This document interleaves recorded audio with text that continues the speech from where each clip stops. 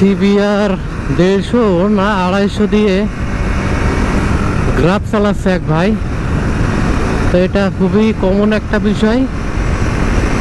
থাইল্যান্ডে এরকম বিভিন্ন দেশে দেখা যায়, উন্নত দেশগুলো এরকম বড় বড় গাড়ি দিয়ে মানুষ ডেলিভারির কাজ করে।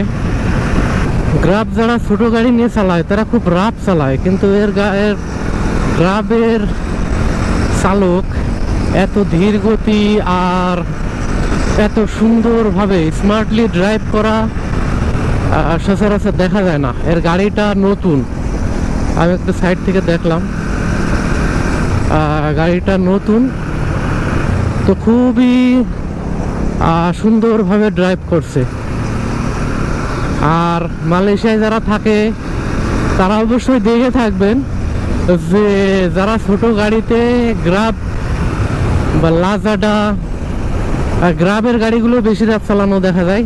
এরা ট্রাফিক মানে না, আবার খুব রাফ চালায়। কিন্তু এ দেখলাম খুব নিরিবিলি শান্ত শিষ্টভাবে ড্রাইভ করছে। ওই জিনিসটা ভালো, জেন্টেলম্যান।